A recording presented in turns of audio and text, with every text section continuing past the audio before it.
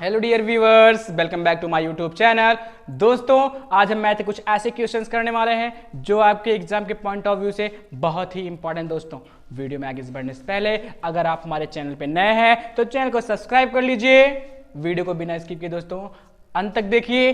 अगर वीडियो अच्छी लगी दोस्तों तो लाइक करिए, कमेंट करिए और शेयर कर दीजिए, जिससे कि वे बच्चे जो इस बार बोर्ड की परीक्षा में अपीयर करने वाले हैं वो अपनी परीक्षा की अच्छी तैयारी कर सके और अच्छे मार्क्स स्कोर कर सके। दोस्तों, हेलो दोस्तों, कैसे हो आप सब? आशा करता हूं दोस्तों आप सब बहुत अच्छे होंगे।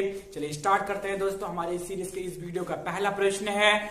आगे बढ़ने से पहले दोस्तों, अगर आप लोग नोट्स लेके नहीं बैठे हो तो नोट्स लेके बैठ जाओ, ताकि जितने क्वेश्चन यहाँ पे करवाए जा रहे हैं सब अपनी नोट्स में नोट करते रहो और एग्जाम के टाइम एक अच्छी प्रिपरेशन कर सको दोस्तों, ताकि आप अच्छे मार्क स्कोर कर सको। दोस्तों, चलिए देखते हैं। हमारा पहला प्रश्न है, यदि बिंदु ए कोऑर्डिनेट है a,0, बी कोऑर्डिनेट है 0,b तथा सी कोऑर्डिनेट है 1,-1 संरेख हो, तो सिद्ध कीजिए 1/a - 1/b = 1।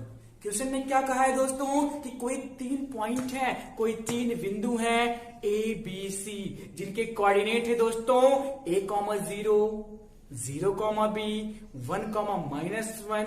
ये तीनों पॉइंट अगर कॉलिनियर हो, ये तीनों बिंदु अगर क्या हो दोस्तों, संरेख हो, तो सिद्ध कीजिए 1/a - 1/b = 1। दोस्तों, आपके कोऑर्डिनेट ज्योमेट्री से क्वेश्चन लिया गया है दोस्तों। कोऑर्डिनेट ज्योमेट्री अर्थात निर्देशांक ज्यामिति से आपका प्रश्न लिया गया है दोस्तों। मोस्ट एक्सपेक्टेड क्वेश्चन है दोस्तों आपके एग्जाम 2023 के लिए। अत्यधिक महत्वपूर्ण प्रश्न है दोस्तों, इसलिए अपने नोट्स में नोट कर लीजिए, स्टार लगा के रख लीजिए। बहुत बहुत बहुत इंपॉर्टेंट प्रश्न है दोस्तों। चलिए देखते हैं, सॉल्यूशन की तरफ बढ़ते हैं। चलिए सॉल्यूशन की तरफ बढ़ते हैं दोस्तों। 3 बिंदु दिए गए हैं, 3 बिंदु दिए गए हैं ए बी सी। कोऑर्डिनेट है ए का a,0, बी के कोऑर्डिनेट है दोस्तों 0,b और सी का कोऑर्डिनेट है दोस्तों 1,1। ये तीनों क्या हैं? कॉलिनियर हैं। ये तीनों क्या है मेरे दोस्तों? संरेख हैं। अब संरेख का मतलब क्या होता है जरा समझिए। संरेख का मतलब होता है मेरे दोस्तों कि एक ही बिंदु एक ही लाइन पर स्थित है। संरेख का मतलब क्या होता है दोस्तों कि एक ही रेखा पर स्थित हैं। ये तीनों बिंदु ए बी सी दोस्तों एक ही रेखा पर स्थित हैं। आई होप समझ में आ रही होगी बातें, मैं क्या कहना चाह रहा हूं। आई होप आप समझ रहे होगे दोस्तों। क्वेश्चन ने कहा था कि 3 बिंदु ए बी सी हैं और ये तीनों क्या हैं? संरेख हैं। तो सिद्ध कीजिए 1/a - 1/b = 1। यदि ए के कोऑर्डिनेट a,0, बी के कोऑर्डिनेट 0,b और सी के कोऑर्डिनेट 1,-1 हो दोस्तों। आई होप सारी चीजें आपको समझ में आई होंगी। अब जरा देखिए, जब कोई 3 बिंदु संरेख होते हैं कैसे लगेगा सवाल, इस पे चर्चा करते हैं। जरा देखेंगे दोस्तों कि 3 बिंदु अगर संरेख हैं, 3 बिंदु क्या हैं? संरेख हैं, एक रेखा पर हैं, तो क्या यहां पे कोई त्रिभुज बन रहा है?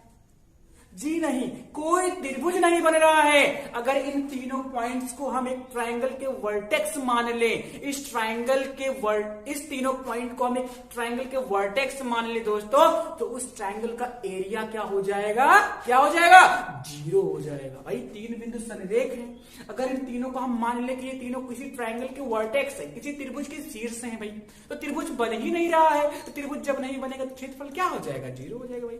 त्रिभुज का क्षेत्रफल 0, बस यहीं से लग जाएगा। चूंकि ए बी तथा सी, चूंकि ए बी तथा सी संरेख हैं। क्या है दोस्तों? संरेख हैं। तब एरिया ऑफ ट्रायंगल यानी कि तब त्रिभुज का क्षेत्रफल क्या हो जाएगा दोस्तों? 0 हो जाएगा। तब त्रिभुज का क्षेत्रफल क्या हो जाएगा मेरे दोस्तों? 0 हो जाएगा। अब जरा मुझे बता दीजिए कि जब किसी त्रिभुज के तीनों शीर्ष के निर्देशांक ज्ञात हो तो त्रिभुज का क्षेत्रफल कैसे निकलता है? आपको फॉर्मूला याद होगा, आपने फॉर्मूला पढ़ा होगा दोस्तों कोऑर्डिनेट ज्योमेट्री में, चैप्टर नंबर 7। कि जब किसी त्रिभुज के तीनों शीर्षों के निर्देशांक दिए रहे तो उसका क्षेत्रफल निकलता है किस फॉर्मूले से, 1/2 ब्रैकेट में x1, फिर अगले ब्रैकेट में y2 माइनस y3 दोस्तों, फिर प्लस x2 ब्रैकेट में y3 माइनस y1 दोस्तों, फिर प्लस x3 ब्रैकेट में y1 माइनस y2 दोस्तों। आई होप समझ में आया होगा। आइए देख लीजिए त्रिभुज का क्षेत्रफल क्या हो जाएगा, 1/2 x1 y2 minus y3 plus x2 y3 minus y1 plus x3 y1 minus y2 is equal to 0। याद रख लीजिए, जब किसी त्रिभुज के शीर्षों के निर्देशांक ज्ञात हो तो उस त्रिभुज का क्षेत्रफल निकलता है किस फार्मूले से, इस फार्मूले से 1/2 x1 ब्रैकेट में y2 minus y3 plus x2 bracket में y3 minus y1 plus x3 bracket में y1 माइनस y2 दोस्तों। क्योंकि यहाँ पे 0 इसलिए हुआ है क्योंकि तीनों बिंदु क्या है, संरेख है दोस्तों। यहाँ पे त्रिभुज का क्षेत्रफल 0 क्यों है दोस्तों, क्योंकि तीनों बिंदु क्या है, संरेख है, एक ही रेखा पर है, त्रिभुज नहीं बन रहा था, इसलिए क्षेत्रफल क्या हो गया, 0 हो गया दोस्तों। समझ में आया? आइए देख लीजिए, ले लीजिए ये x1 y1 x2 y2 x3 y3 दोस्तों। आपने कोऑर्डिनेट डिनोट कर लिया, ये गुणा में है, उधर जाएगा भाग में, 0 को भाग करेंगे तो आंसर 0 ही आना है, कहने का मतलब 1/2 को हम नेगलेक्ट कर देंगे। x1 की वैल्यू दोस्तों a है, a रख लीजिए, y2 की वैल्यू दोस्तों b है, b रख लीजिए, y3 की वैल्यू -1 है, यहाँ पे माइनस पहले से है, माइनस माइनस प्लस 1 हो जाएगा दोस्तों। x2 की वैल्यू 0 है, x2 की वैल्यू 0 है दोस्तों, y3 की वैल्यू दोस्तों -1 है, y1 की वैल्यू दोस्तों 0 है। आइए समझ में आ रहा होगा। यहां से आपको क्या करना है, x1 y1 x2 y2 और x3 y3 की वैल्यू पुट करनी है दोस्तों। चलिए दे लेते हैं, x3 कितना है, 1 है, y1 कितना है दोस्तों 0 है, y2 कितना है दोस्तों b है, रख दिया हमने, इज इक्वल टू 0। भाई ये गुणा में तो होता जाएगा भाग में, और 0 को भाग करेंगे तो आंसर 0 खत्म, 1/2 को नेगलेक्ट कर दिया। आइए गुणा कर लीजिए, a का b में होगा a b हो जाएगा, a का 1 में होगा दोस्तों a 1 सा a हो जाएगा, आपका a बच जाएगा, a का 1 में होगा दोस्तों a हो जाएगा, 0 का सब में करेंगे 0 हो जाना है, 1 का 0 में करेंगे दोस्तों 0 हो जाएगा, प्लस माइनस माइनस 1 का b में करेंगे दोस्तों माइनस b बराबर 0 हो गया। आइए समझ में आया होगा। चलिए देख लेते हैं क्या बचा है दोस्तों, ये बचा है ab plus ab plus a minus b is equal to 0। I hope समझ में आया होगा, आई होप समझ में आया होगा दोस्तों। आइए आगे बढ़ते हैं दोस्तों। ये a प्लस में उतर जाएगा, माइनस हो जाएगा, ये माइनस में उतर जाएगा दोस्तों, किस में हो जाएगा, प्लस में हो जाएगा। यानी आपको मिल गया ab is equal to minus a plus b। आपको प्रूव क्या करना है, 1/a minus 1/b is equal to 1। हम दोस्तों क्या करेंगे, दोनों पक्षों में क्या करेंगे दोस्तों, हम लोग दोनों पक्षों में ab से भाग कर देंगे, दोनों पक्षों में ab से भाग करने पर क्या करेंगे दोस्तों, दोनों पक्षों में ab से भाग कर देंगे तो ab अपॉन ab हो जाएगा, माइनस a अपॉन ab हो जाएगा, प्लस b अपॉन ab हो जाएगा दोस्तों।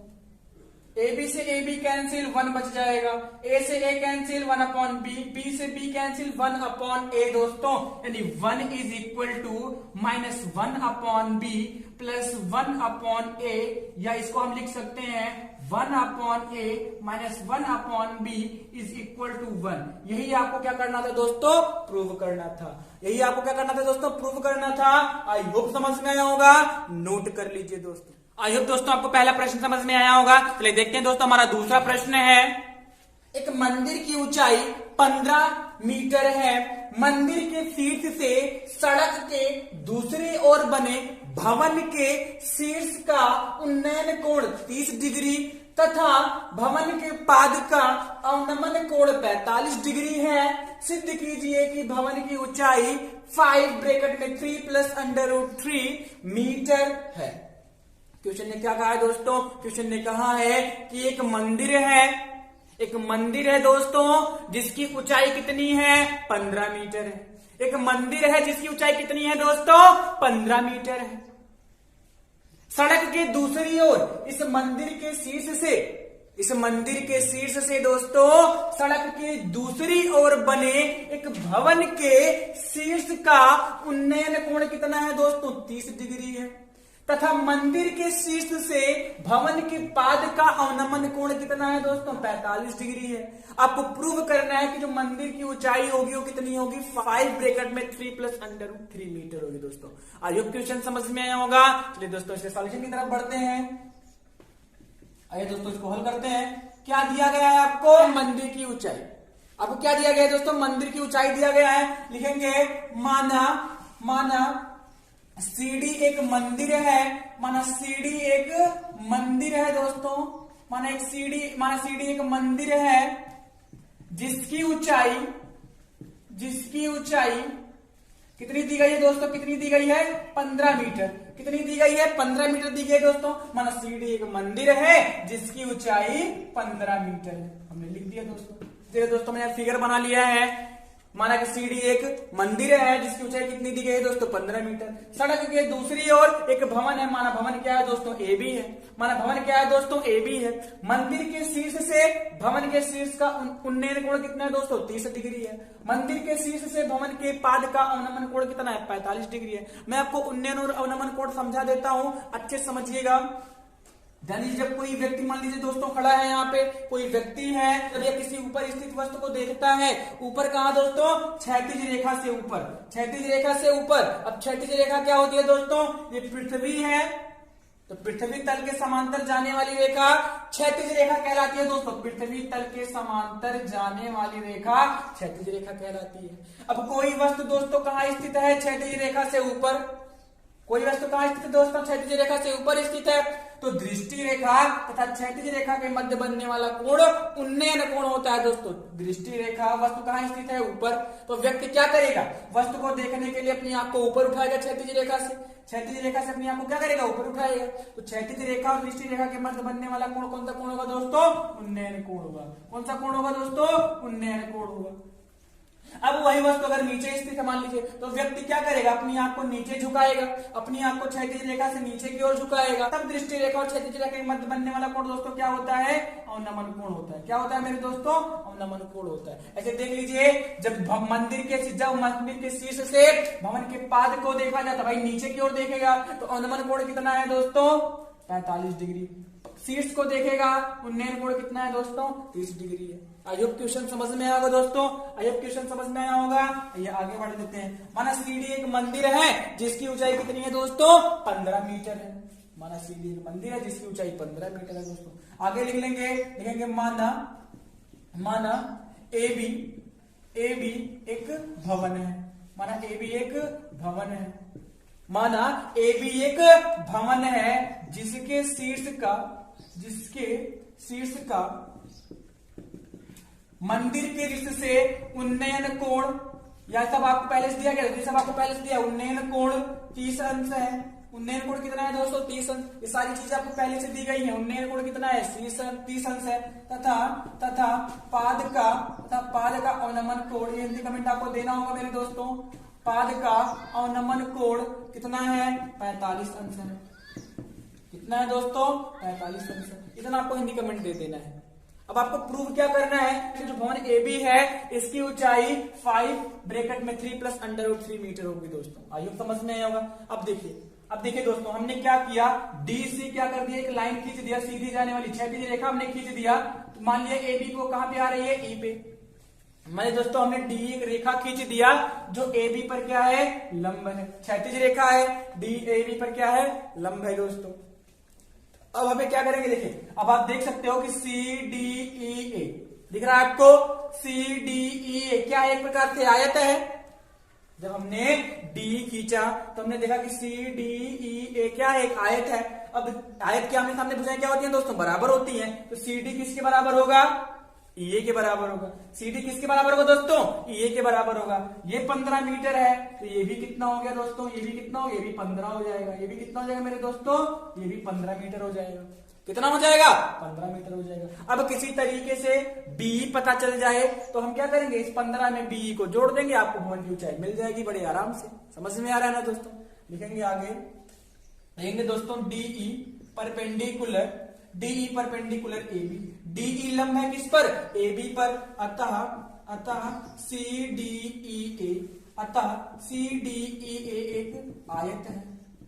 सी डी ई ए क्या है दोस्तों, एक आयत है। और आयत के हमने सामने पूछा है बराबर होती हैं, तो सी डी किसके बराबर होगा दोस्तों, ई ए के। सी डी किसके बराबर होगा दोस्तों, ई ए के, और ई ए भी हो जाएगा दोस्तों 15 मीटर। अब किसी तरीके से हमें बी पता करना है। अब बी पता करने के लिए आपको क्या करना पड़ेगा, अगर हम त्रिभुज बी डी ई बी देखें दोस्तों, तो इसमें tan थीटा लगा सकते हैं। यहाँ पे 30 अंश दिया उन्नयन कोण। अगर त्रिभुज डी ई बी देखें दोस्तों, तो कोण कितना बन रहा है, 30 अंश। हमें लंब निकालना है। लंब निकालने के लिए हमें आधार पता होना चाहिए, आधार नहीं पता है, आधार पता करेंगे। डीई जितना होगा दोस्तों उतना एसी भी होगा, डीई जितना होगा दोस्तों उतना ही क्या होगा, एसी भी होगा। अब देखिए अगर आप त्रिभुज देखेंगे दोस्तों, त्रिभुज DE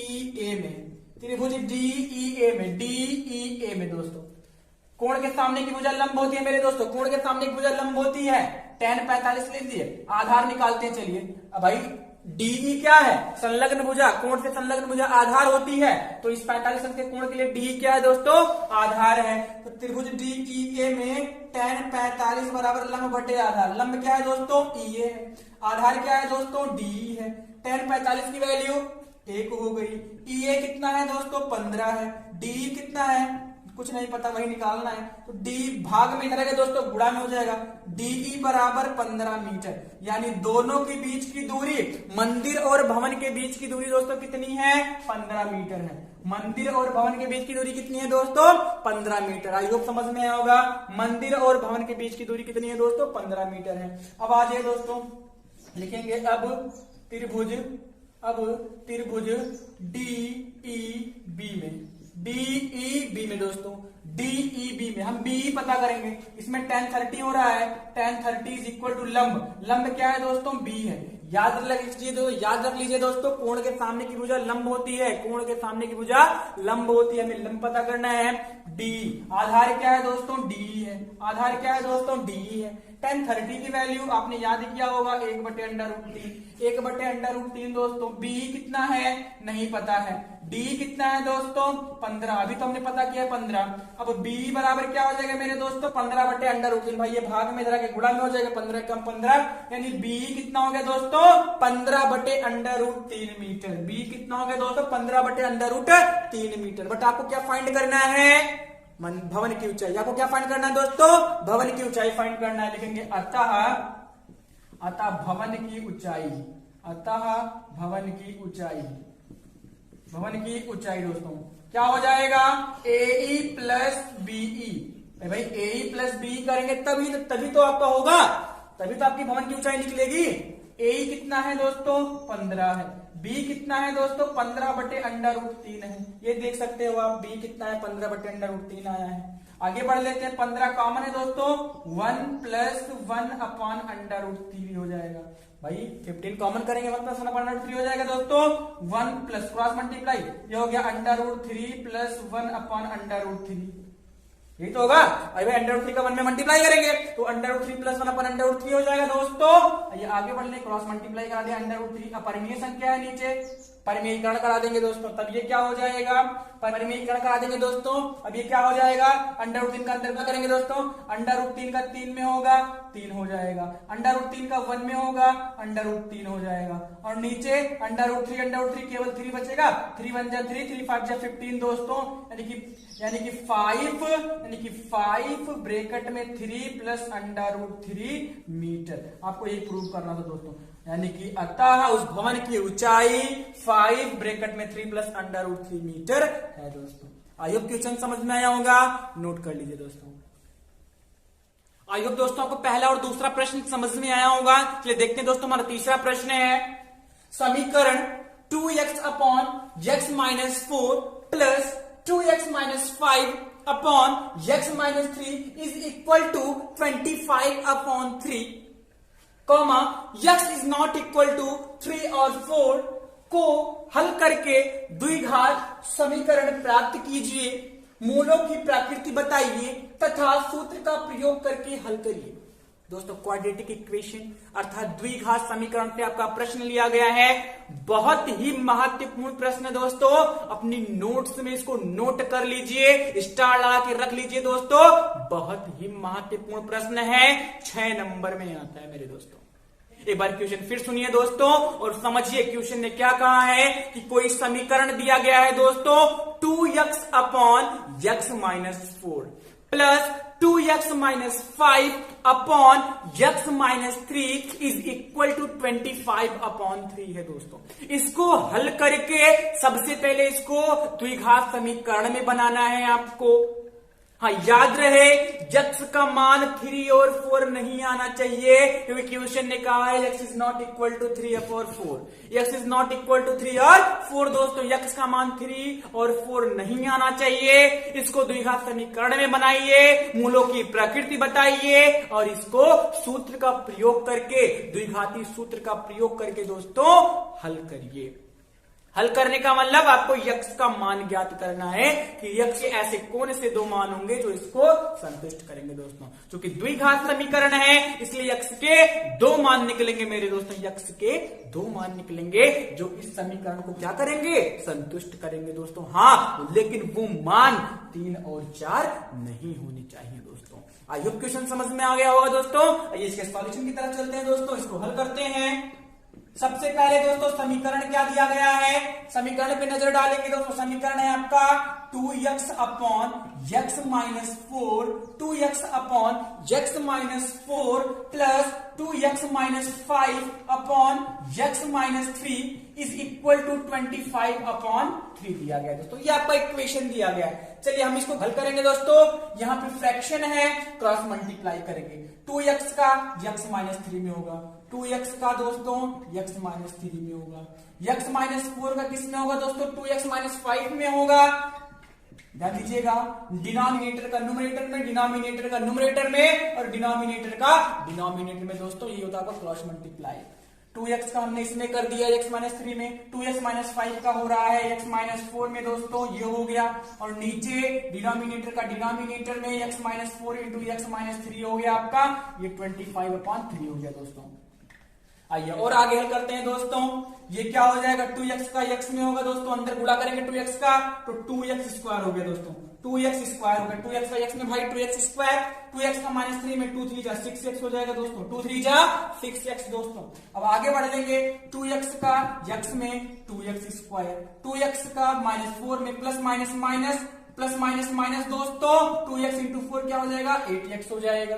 2x into 4x minus 8x, minus 5 का x में करेंगे प्लस माइनस माइनस, 5 का x में करेंगे 5x हो जाएगा। माइनस माइनस प्लस हो गया दोस्तों, 5 चौक 20 5 4 20 हो जाएगा। माइनस 5 इंटू माइनस 4 प्लस का 20 दोस्तों। अपॉन में क्या हो गया आपका, x का x में x स्क्वायर, x का 3 में माइनस 3x, माइनस 4 का x में minus 4x, minus minus plus दोस्तों 4 3 जा 12 हो गया। आइए समझ में आएगा, हमने क्या कर दिया, अंदर मल्टीप्लाई करा दिया। इधर आपका क्या है 25 अपॉन 3 है दोस्तों। थोड़ा सा और इसको हल करेंगे। हमको कहां तक हल करना है, द्विघात सूत्र प्राप्त करना है। हमको कहां तक हल करना है दोस्तों, द्विघात समीकरण प्राप्त करना है। आगे बढ़ते हैं तो 2x स्क्वायर क्या होगा दोस्तों, 4x स्क्वायर, भाई दोनों के दोनों प्लस में ऐड हो जाएंगे। Minus 6x minus 8x minus 5x, minus minus plus होता है दोस्तों, 8 और 6 14 और 5 19x हो जाएगा दोस्तों, कि माइनस का 19x हो गया आपका। अब आगे बढ़ लेते हैं, प्लस का 20 बचा है, प्लस का 20 हो गया दोस्तों। ये भाग में है, इधर आएगा गुणा में हो जाएगा दोस्तों, इधर आएगा गुणा में हो जाएगा दोस्तों, गुणे 3 हो गया। आगे बढ़ लेते हैं, ये पूरा भाग में है, उधर जाएगा गुणा में हो जाएगा। ये भाग में था, इधर आएगा गुणा में, ये भाग में उधर जाएगा गुणा में दोस्तों, यानी कि 25 गुणे दोस्तों क्या हो जाएगा, ये x स्क्वायर है, रहने दीजिए। माइनस 3 माइनस 4 प्लस माइनस का 7, माइनस माइनस प्लस होता है ना दोस्तों, माइनस 3 माइनस 4 माइनस का 7 हो गया और प्लस का 12 हो गया दोस्तों। Square minus 3x minus 4x plus 12 divide में था, उधर जाएगा मल्टीप्लाई में हो जाएगा, माइनस 3 माइनस 4 माइनस का 7 हो जाएगा, प्लस 12 हो गया दोस्तों। आइए समझ में आएगा। आइए आगे बढ़ लेते हैं दोस्तों।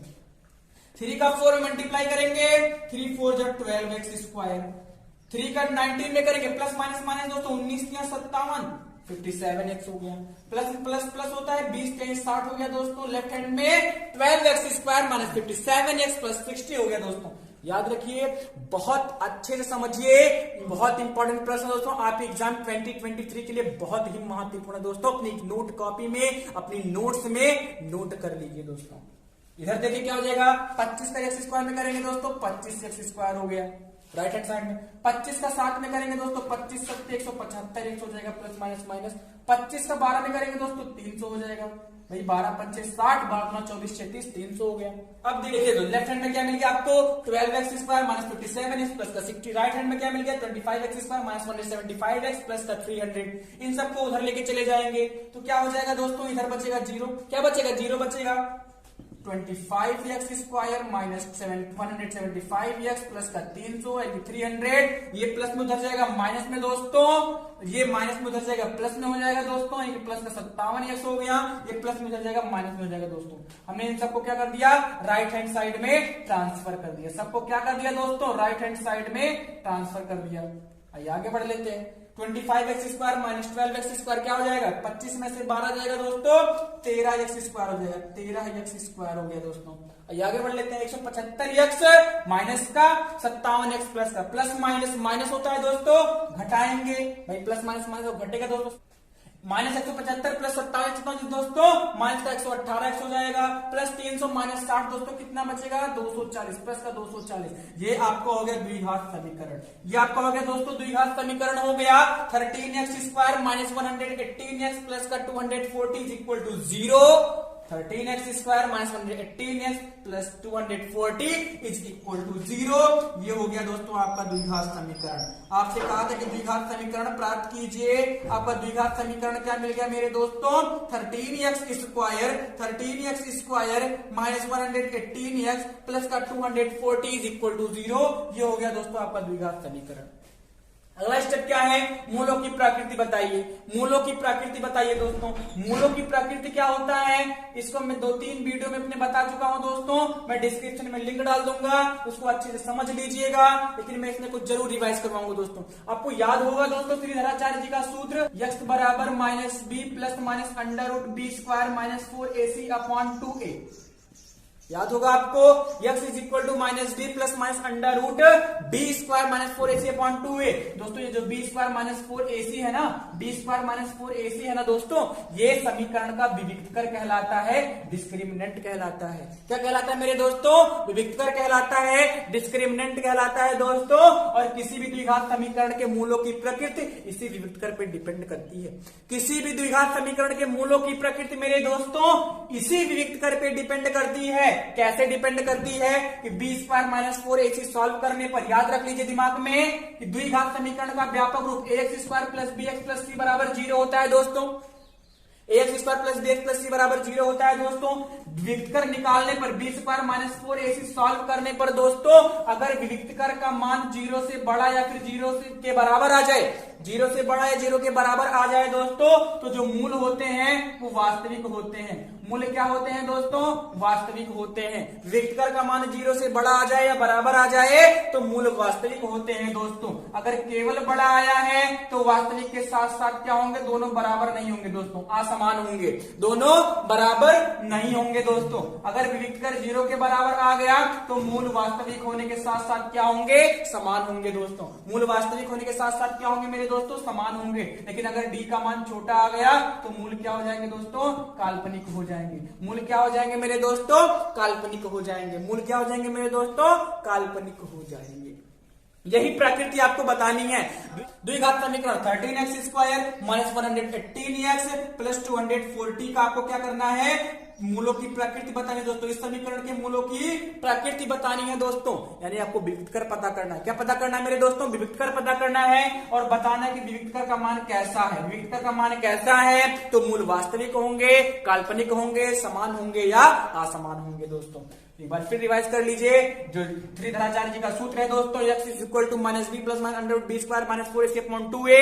ये श्रीधराचार्य जी का सूत्र है। इसमें जो टर्म होता है बी स्क्वायर माइनस 4ac, ये द्विघात समीकरण का विविक्तकर कहलाता है। किसी भी द्विघात समीकरण के मूलों की प्रकृति इसी विविक्तकर पे डिपेंड करती है। अगर सॉल्व करने पर दोस्तों विविक्तकर का मान 0 के बराबर आ जाए या 0 से बड़ा आ जाए तो मूल वास्तविक होते हैं। अगर बड़ा आ जाए तो असमान, वास्तविक तो होंगे साथ साथ असमान होंगे, बराबर आ जाए तो वास्तविक के साथ साथ समान होंगे। अगर व्यक्तिगत दोस्तों 0 से छोटा आ जाए, अगर व्यक्तिगत 0 से छोटा आ जाए दोस्तों, तो मूल क्या हो जाते हैं, काल्पनिक हो जाते हैं दोस्तों। मूल क्या हो जाते हैं, काल्पनिक हो जाते हैं दोस्तों। डिस्क्रिप्शन में लिंक डाल दूंगा दोस्तों, आप जाके वहां से आसानी से समझ लीजिएगा दोस्तों।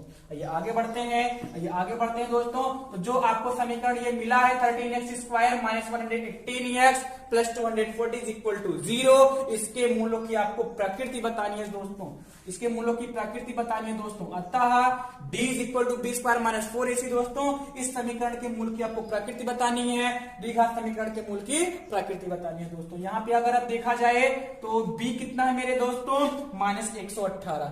b कितना है दोस्तों, माइनस 118 है, यानी कि माइनस 118 का वर्ग। ओके, उसके बाद माइनस 4, a की वैल्यू कितनी है दोस्तों, 13 है। a की वैल्यू कितनी है दोस्तों, 13 है। और c की वैल्यू कितनी है दोस्तों, 240 है, 240 है। आई होप समझ में आया होगा। द्विघात समीकरण का व्यापक रूप ax square plus bx plus c बराबर 0 होता है दोस्तों। a की वैल्यू है 13, b की वैल्यू है माइनस 118 और c की वैल्यू है दोस्तों 240 है दोस्तों।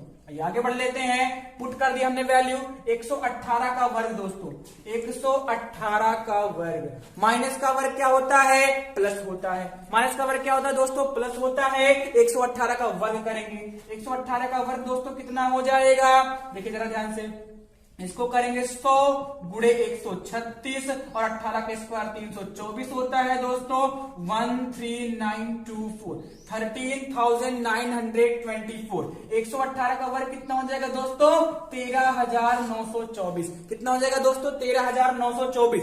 ये मैंने कैसे किया, अभी वीडियो के लास्ट में आपको बता दूंगा दोस्तों, वीडियो के लास्ट में आपको बता दूंगा दोस्तों। 118 का वर्ग कितना हो गया, 13,924 हो गया दोस्तों। इसको गुणा करेंगे, 13 चौके 52 हो गया, 13 चौके 52 और 240, 13 चौके 52 और 240 का गुणा आपको करना है दोस्तों। 13 चौके 52 हो गया दोस्तों, और 240 और बचा, आपको गुणा करना है। चलिए गुणा कर लीजिए, 52 जीरो जा 0 हो गया, 52 जीरो जा दोस्तों 0 हो गया। 52 चौके 208, 52 चौके दोस्तों 208 के 8 हासिल 20, 52 दूना दोस्तों 52 दूना 104, 104 और 20 दोस्तों कितना हो जाएगा, 124, 12,480। 240 गुणे 52 कितना हो जाएगा मेरे दोस्तों, 12,480। 13 गुणे 4 गुणे 240 करेंगे दोस्तों, कितना हो जाएगा, 12,480 हो जाएगा मेरे दोस्तों। घटा लीजिए, 4 में से 0 जाएगा, 4 हो जाएगा। 2 में से 8 नहीं जाएगा, हासिल लेंगे, 12 में से 4 जाएगा दोस्तों, 4 हो जाएगा। यहां बच गया 8, 8 में से 4 जाएगा दोस्तों, 4 हो जाएगा। 3 बचा है, 3 में से 2 जाएगा, 1 हो जाएगा, और 1 में से 1 जाएगा 0। यानी विविध कर आपका कितना आ गया दोस्तों, 1444। विविध कर कितना आ गया दोस्तों, 1444। यानी कि अतः विविध कर आपका 0 से क्या है, बड़ा है मेरे दोस्तों। विविध कर क्या है, 0 से बड़ा है। अतः समीकरण 13x square minus 118x plus 240 is equal to 0 के मूल की प्रकृति क्या हो गई दोस्तों, के मूल वास्तविक तथा असमान होंगे। क्या होंगे दोस्तों, वास्तविक तथा असमान होंगे। समझ में आया ना, मूलों की प्रकृति भी हो गई। जो 13x square minus 118x plus 240 equal to 0 आपको मिला था दोस्तों, इस द्विघात समीकरण के जो मूल होंगे वो कैसे होंगे, वास्तविक होंगे, साथ साथ में असमान होंगे दोस्तों, क्योंकि हमने अभी भी कर सॉल्व किया है। d बराबर 1444 आया दोस्तों। आई होप समझ में आया होगा। अब अगला स्टेप क्या है दोस्तों, सूत्र का प्रयोग करके हल कीजिए। अब आपको फॉर्मूले का यूज करके इसको क्या करना है मेरे दोस्तों, हल करना है। आई होप तो यहां तक समझ में आया होगा। आगे क्या करना है दोस्तों, सूत्र का प्रयोग करके इसको हल करना है। आपको x की वैल्यू बतानी है दोस्तों। आपको समीकरण क्या मिला है मेरे दोस्तों, 13x square minus 118x plus 240 equal to 0 आपको मिला है। 13x square minus 118x plus 240 equal to 0। इसको हल करना है दोस्तों सूत्र का प्रयोग करके। श्रीधराचार्य जी का सूत्र था, द्विघाती सूत्र वही है, उसी का प्रयोग करके आपको x का मान ज्ञात करना है दोस्तों। आइए देखते हैं दोस्तों, x बराबर क्या होता है श्रीधराचार्य जी के सूत्र से। x बराबर minus B plus minus under root B square minus 4ac upon 2a। दोस्तों वैल्यू पुट करते हैं, x is equal to minus B, minus पहले से यहाँ पे माइनस पे माइनस माइनस प्लस यानी कि 118 हो जाएगा दोस्तों। बी स्क्वायर यानी कि -118 का वर्ग हो, -4 ए की वैल्यू दोस्तों 13 है, सी की वैल्यू दोस्तों 240 है, रख दीजिए अपॉन 2a, 2 into 13 हो गया मेरे दोस्तों। ए की वैल्यू 13 है ना, किसी भी द्विघात समीकरण का व्यापक रूप क्या होता है दोस्तों, ax square plus bx plus c बराबर 0। ए की वैल्यू 13, बी की वैल्यू -118 और सी की वैल्यू दोस्तों 240 है।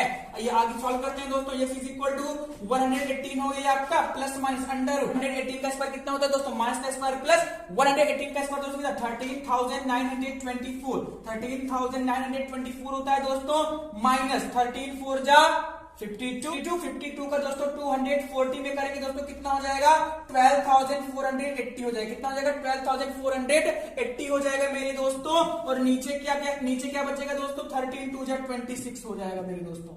आगे बढ़ लेते हैं। x इज इक्वल टू दोस्तों 118 प्लस माइनस सब्ट्रैक्ट करोगे तो कितना आएगा, 1444। ये मैंने ऑलरेडी यहाँ पे सॉल्व किया था, हम लोगों ने पहले सॉल्व किया था दोस्तों। 1444 हो गया दोस्तों, नीचे 26 हो गया। आइए आगे बढ़ते हैं दोस्तों। आई होप ये सब नोट कर चुके होंगे। आइए आगे बढ़ते हैं दोस्तों। 1444 का अंडर रूट आपको निकालना है, कितना हो जाएगा मेरे दोस्तों, ये 38 का स्क्वायर है। 38 का स्क्वायर दोस्तों 1444 तो 38 का स्क्वायर है मेरे दोस्तों। तो इसको अगर हम बाहर निकालेंगे तो कितना आएगा, 38 आएगा अपॉन 26। यानी x इज इक्वल टू दोस्तों आपको कितना मिल गया, 118 प्लस माइनस 38 अपॉन 26 हो गया दोस्तों। पॉजिटिव साइन लेंगे, प्लस चिन्ह लेने पर 118 प्लस 38 अपॉन 26 दोस्तों कितना हो जाएगा, दोस्तों 156 हो जाएगा। 8 8 16 के 6 कैरी 1 13415 और इंटू 1 हो जाएगा। 26 एकम 26, 26 छक्के 156। x इज इक्वल टू दोस्तों कितना आ गया, 6 आ गया मेरे दोस्तों। x इज इक्वल टू कितना आ गया दोस्तों, 6 आ गया। नेगेटिव साइन लेंगे दोस्तों। x is equal to 118 minus 38 upon 26, घटाओगे दोस्तों 80 अपॉन 26, काटोगे दोस्तों कितना हो जाएगा, 40 अपॉन 13। यानी x के दो वैल्यू कौन कौन सी होगी दोस्तों, 6, 40 अपॉन 13। यानी इस समीकरण को हल करने से x के आपको दो वैल्यूज क्या क्या मिल गई दोस्तों, 6 और 40 अपॉन 13 दोस्तों। यानी कि x की यही दो वैल्यूज होंगी दोस्तों, जो इस इक्वेशन को 13x स्क्वायर, जो इस इक्वेशन को दोस्तों 13x square minus 118x plus 240 is equal to 0 को क्या करेंगे, संतुष्ट करेंगे दोस्तों। आई होप क्वेश्चन समझ में आएगा दोस्तों।